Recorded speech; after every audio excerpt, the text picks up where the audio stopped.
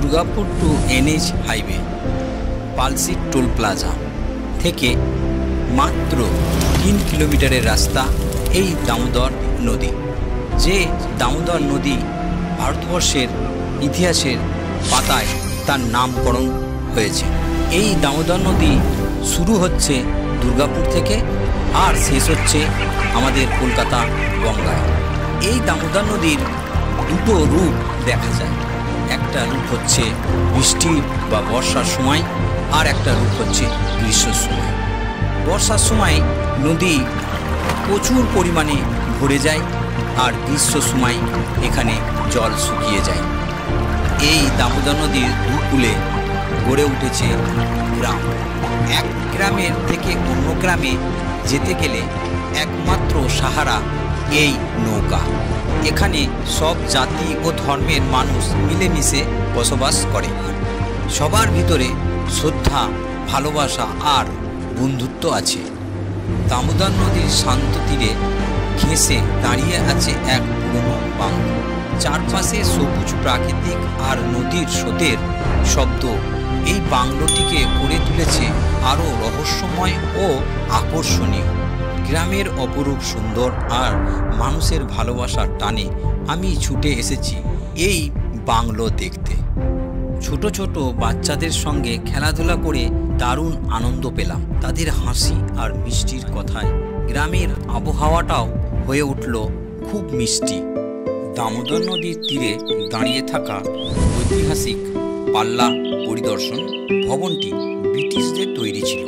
একসময় এটি প্রশাসনিক কাজে ব্যবহার করা হতো।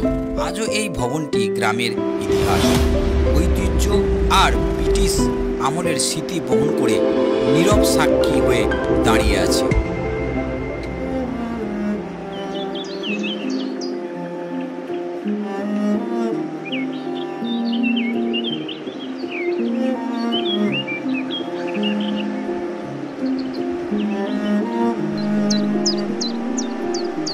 নদীর ঢাল বেয়ে নেমে গেছে লাল মাটির আঁকাবাঁকা রাস্তা, যা ঢুকে গেছে সোজা বন জঙ্গলের ভিতরে। প্রাকৃতিক এই অদ্ভুত মেলবন্ধন যেন এক অন্যরকম শান্তি ছবি এঁকে দেয়। এখানে পাখির চারিদিকে কলরব, নানা ধরনের পাখি এই চারিদিকে কলরব করছে। সবুজ গাছের ভিতরে ডালে বসে ডাক দিচ্ছে। সেই ডাকটা আমাদের এই প্রাকৃতিক সৌন্দর্যকে তুলে ধরে। আর এই ডাক একমাত্র আপনি পাড়া গ্রাম, শহর অঞ্চলে পাবেন না।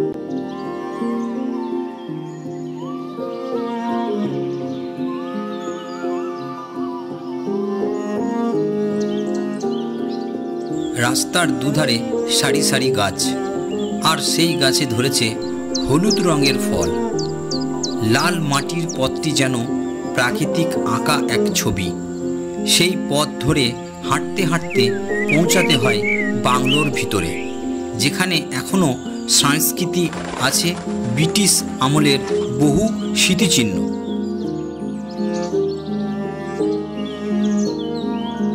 সবুজ ঘাস আর গাছে ঘেরা এই বাংলায় মিলবে একদম শুদ্ধ বাতাস আর অক্সিজেন। নেই কোনো গাড়ি বা কারখানার দূষণ। চারপাশে শুধু পাখির কলরব আর শান্ত পরিবেশ। এই জায়গায় দাঁড়িয়ে মনে হয় সময় যেন থেমে গেছে। এই লিচু গাছটা আমার চোখ পড়ল। দূর থেকে দেখলাম গাছে ঝুলছে 3টে বড় বড় মৌচাক, কিন্তু কাছে গিয়ে বুঝলাম সেগুলো আসল চাক নয়। এখানকার মানুষরা স্পঞ্জ কেটে মৌচাকের মতো বানিয়ে ঝুলিয়ে দিয়েছে, যাতে লিচু গাছের আরও সুন্দর আর আকর্ষণীয় লাগে।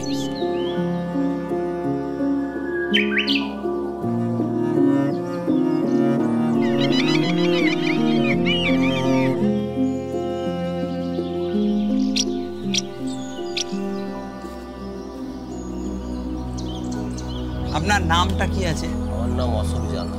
আচ্ছা, আপনার বাড়ি? বাড়ি পাল্লা রোডে। এখানে এখনো মানুষজন আসে? হ্যাঁ, এখনো আসে। লোকালের মানুষ কেউ আসে না এখানে ঘুরতে? লোকালের মানুষগুলো এমনি ঘুরতে আসে, এমনি আর এখানে থাকতে গেলে মানে পারমিশন করে আসতে হয়। আচ্ছা, পারমিশন কোথায় করতে হয় এটা? এই পারমিশন এখন আগে বর্ধমানে ছিল, আচ্ছা, এখন চলে গেছে কলকাতা সল্টলেক, জলসম্পদ ভবন আছে, হ্যাঁ, ওইখান থেকে করে আসতে হয়। তাহলে এটা অ্যাকচুয়ালি জলসম্পদ যে ভবন আছে তার যে মানে যারা সার্ভিস করছে তাদের জন্য এগুলোকে বানানো হয়েছিল, যে তারা সার্ভিস করবে আর এখানে এসে হলিডে ঘুরতে আসবে নাকি? হ্যাঁ। না অন্য কিছু কারণ আছে? অ্যাকচুয়ালি এটা তো ব্রিটিশ আমলের তৈরি এটা। আচ্ছা, এটা ব্রিটিশ আমলের তৈরি? ব্রিটিশ আমল, এটা ব্রিটিশরা করেছিল? হ্যাঁ, এগুলো এই যে টোটাল এই যে পুরো বাংলোটা দেখছেন, হ্যাঁ হ্যাঁ, এটা পুরো ইটের নয়। আচ্ছা, এটা পুরো মানে চট আর সিমেন্ট দিয়ে তৈরি। ব্রিটিশরা এই জায়গাটা বানিয়েছিল এখানে, তারপর সরকার, আমাদের ইন্ডিয়া সরকার বা ভারত সরকার, এখন পশ্চিমবঙ্গ সরকার আমাদের এই জায়গাটার মধ্যে রাজত্ব করছে বা এই জায়গাটা দেখভাল করছে যাকে বলা হয়, আর এটাকে এখন সেচ দপ্তরের প্রকল্প হিসাবে এটাকে ধরা হয়েছে, তাই না? আচ্ছা, তো কাকা আপনার সঙ্গে কথা বলে খুব ভালো লাগলো, আর অবশ্যই আপনাকে অসংখ্য ধন্যবাদ।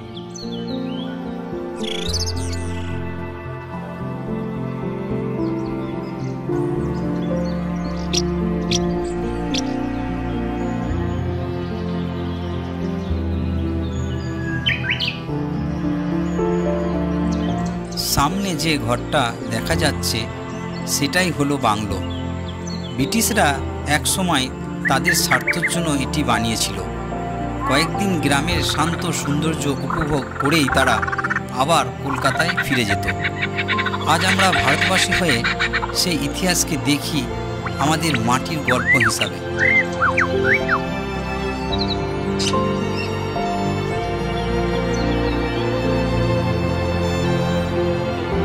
আমাদের এই ভারতভূমিতে বহু বছর ধরে ব্রিটিশরা রাজত্ব করেছে। তারা শুধু শাসনই করেনি, বরং আমাদের দেশের ওপর ভয়াবহ অত্যাচার চালিয়েছে। চাবুকের আঘাতে বাঙালির বুক চিরে রক্ত ঝরেছে, মায়ের কোলের সন্তান কেঁদে উঠেছে, কৃষকের ঘরে ক্ষুধার্ত আগুন জ্বলেছে। আমাদেরই মাটিতে, আমাদেরই ঘরে পরাধীনতার শিকল চাপিয়ে দিয়েছিল তারা। তবে সেই কষ্ট, সেই রক্ত, সেই অত্যাচারের মধ্য দিয়েই জন্ম হয়েছিল স্বাধীনতার আকাঙ্ক্ষা, যা শেষ পর্যন্ত আমাদের এনে দিয়েছে আজকের স্বাধীন ভারতবর্ষ। এখান দিয়েই বাংলোর ভেতর প্রবেশ করা যায়। পশ্চিমবঙ্গের সেচ দপ্তরে যারা সার্ভিস করেন তারা তাদের পরিবারের সঙ্গে এখানে ছুটি কাটাতে আসেন। গ্রামের মাটির গন্ধ আর পরিবেশে তারা স্বস্তি অনুভব করে। এই যে সোফা এখানে বসানো আছে, দরজা দিয়ে ভেতরে ঢোকা যায়, আর এই বাউন্ডারির গ্রিলের সামনে দাঁড়ালে চোখে পড়ে চারিদিকে সবুজ ঘাস, নানা রকমের ফুলের বাগান আর সবুজে ঘেরা প্রাকৃতিক।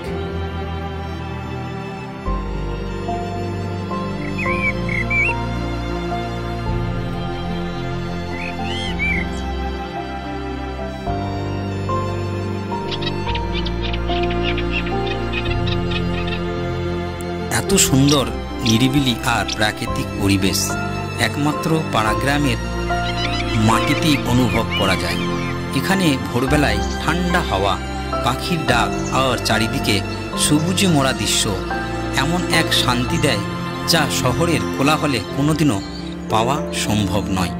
শহরের মানুষ দিনের পর দিন যান্ত্রিক জীবনে আটকে থাকে, ব্যস্ততার ফাঁদে ক্লান্ত হয়ে যায়। তাই মাঝে মাঝে তারা এই গ্রাম বাংলায় বুকে এসে প্রাকৃতিকের কাছে ফিরে যেতে চায়, আবার নতুন করে বাঁচার শক্তি খুঁজে পায়। পাড়াগ্রামের প্রতিটা কোণে যেন লুকিয়ে আছে প্রশান্তির ছোঁয়া, আর যা আপনাকে এক অন্যরকম অভিজ্ঞতা দেবে।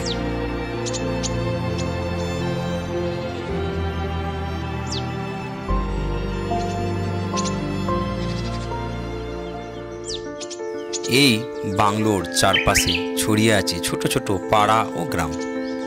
আমি সেই দিকে যাব, কারণ শুনেছি এখানে অনেক কুটির শিল্প গড়ে উঠেছে। গ্রামে ঘরে ঘরে মা বোনেরা হাতে কাজ নিয়ে ব্যস্ত থাকে, আবার বয়স্ক মানুষরা বারান্দায় বসে গল্পগুজব করে। আশ্চর্য বিষয়, এখানে কেউ একেবারে নিষ্কৃত নয়, প্রত্যেকেই কোনো না কোনোভাবেই আয়ের সঙ্গে যুক্ত। কিভাবে ও কাজগুলো শুরু করেছিল, কিভাবে ধীরে ধীরে উন্নতি করেছে, সেটাই জানার ইচ্ছা রয়েছে। আর বিকেলের দিকে বাজারে সবাই একত্র হয়, গল্প আড্ডা জমে ওঠে পরিবেশে, সঙ্গে থাকে 1 কাপ চা আর বিস্কুট।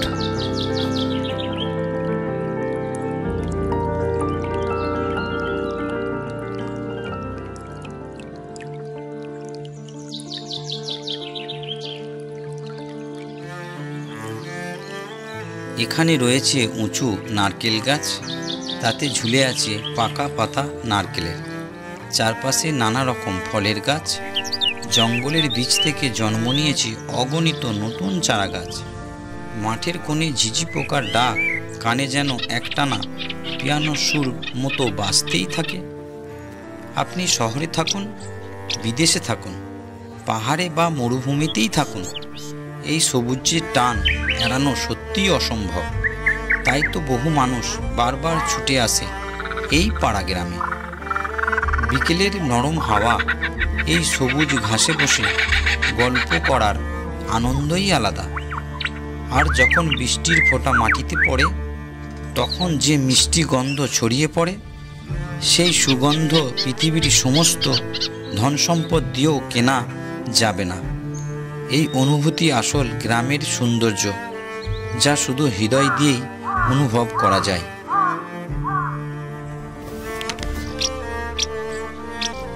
অ্যাকচুয়ালি এখানে সত্যি ভালো লাগছে, বা আমাদের ভারতবর্ষও অনেক সুন্দর সুন্দর জায়গা আছে। যারা গ্রামকে ভালোবাসে, যারা গ্রামের মানুষজনকে ভালোবাসে, যারা গ্রামের প্রাকৃতিক যে সৌন্দর্য সেগুলোকে ভালোবাসে, সেই মানুষগুলো এইখানে এই পাড়া গ্রামে অবশ্যই আসবে।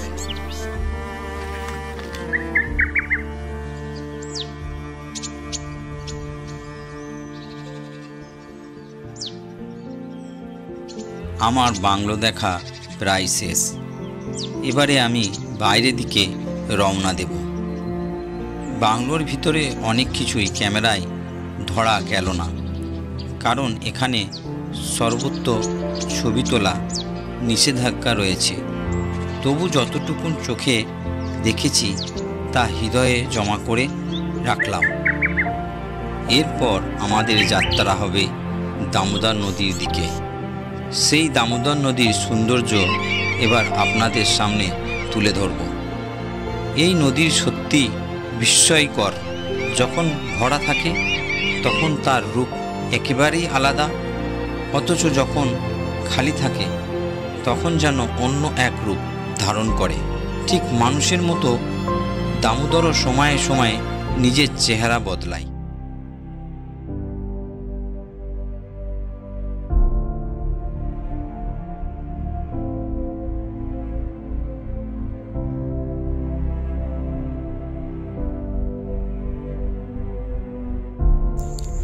দামোদর নদীর পশ্চিমবঙ্গ ও ঝাড়খণ্ডের এক প্রধান নদী।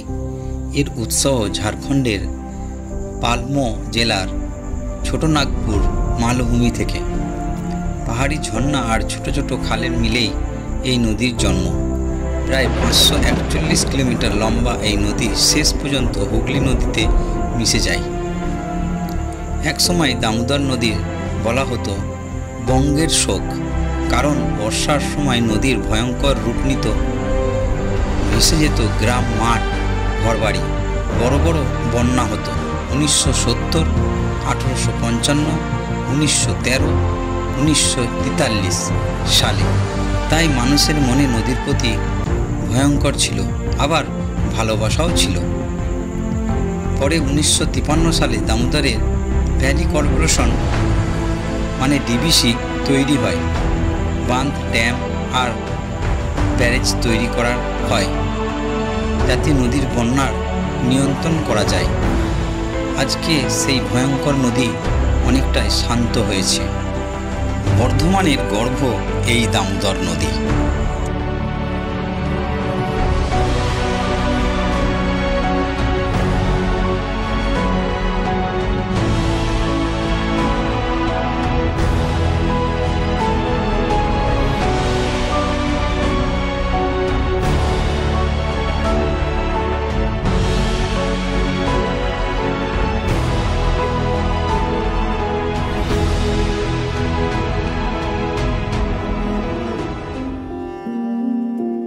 এখন আমরা এসে পৌঁছেছি দামোদর নদীর নৌকার ঘাটে।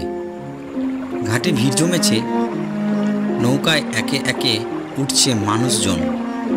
তবে নৌকারও একটা সীমা আছে, সেই সীমার বাইরে যদি মানুষ ওঠে তাহলে যে কোনো সময় দুর্ঘটনা ঘটতে পারে, নৌকা ডুবে যাওয়ার আশঙ্কাও থাকে। এখনকার নৌকায় আর হাতে খেওয়া দিয়ে চলে না, প্রতিটি নৌকাতেই দমকলের ইঞ্জিন লাগানো আছে। সেই ইঞ্জিনের জোরেই নৌকাগুলো দ্রুত নদীর এক পাশ থেকে আরেক পাশে মানুষকে পৌঁছে দেয়। প্রতিদিন শত শত মানুষ এভাবেই এপারে ওপারে যাতায়াত করে, বাজার হোক, ডাক্তারখানায় হোক বা অন্যান্য কোনো প্রয়োজনে।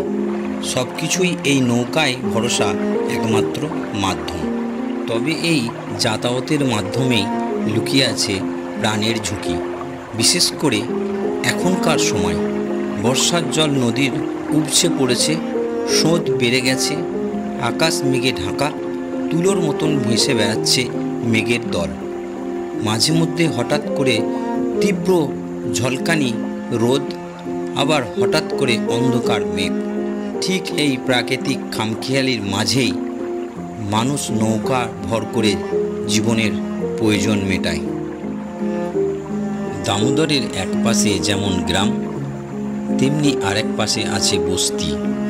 এই নৌকায় দুপারের মানুষকে যুক্ত করে রেখেছে এক অপরের কাছে যাওয়ার, একে অপরের সঙ্গে মেশার সেতুবন্ধন যেন এই দামোদরের বুকে জুড়ে চলা নৌকাগুলো।